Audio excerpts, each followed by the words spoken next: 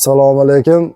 Divan.uz kanalini, YouTube kanalini ashaddiy muxlislari, sizlarga Spaniya bo'ladigan divanimizni bitta divanda o'zida 3-4 ta narsa jam bo'lgan holatda sizlarga men ko'rsatib, video obzor qilib beraman. Va shu divanning ustasi men Baxtiyorjon bo'laman. Xudo xolasa qanday ishlashlari, nima ishlatganlarimiz, razmerlari, oxirida narxlarini ham aytib o'tamiz. Xudo xolasa. Qani ketdik. Shu holatini ko'rsatib qo'ying. Mana shu holatda mana bu tomonda 3 kishi o'tirib foydalanadi, bu tomonda 3 kishi uyingizga kelgan mehmonlarda o'zingiz oilaviy davrasida stolni tuzab, chiroyli noz-ne'mat bilan foydalansangiz bo'laveradi. Bu qanday ishlaydi deb qiziqqanlarga xudo xolasa videomiz davomini ko'rsatib qo'yamiz. Buni o'zi mana 1 metrga 1.55 sondig'i mana. Bir jup yostiqlari bo'ladi, o'rtada jurnalni stol. Chiroyli holatda o'tirib foydalansa bo'laveradi. Keling menga.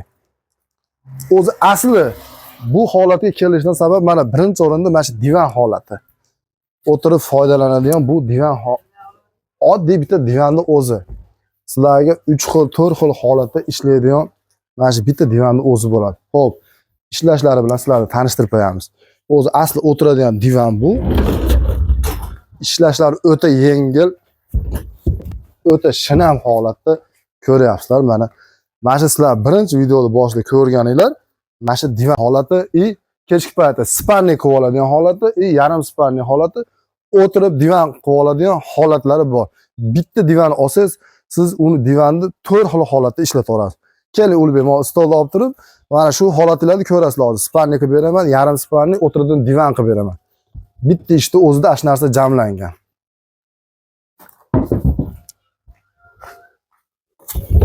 Ishlashlari o'ta oddiy. Monsal ko'tarib oling. Spanni holatga keltirib qo'ying. Mana aziz muxlislar, hozir ko'rganinglar oldi jurnalist stol bor divanimiz spanni bo'lib qoldi. Endi bu narsani men sizlarga yarim spanni holatiga qo'yib beraman. Keling, Ulbek, anorisini surib qo'ying. Bunisini surib qo'yamiz. Ko'rgan bitta divaninglar mana yarim spanni bo'ldimi? Yarim spanni bemalol o'tirib foydalanaveradi. Endi xo'p.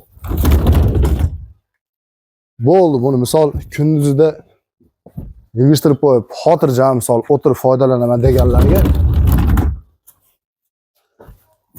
o'tiradigan oddiy divan bo'lib qoldi.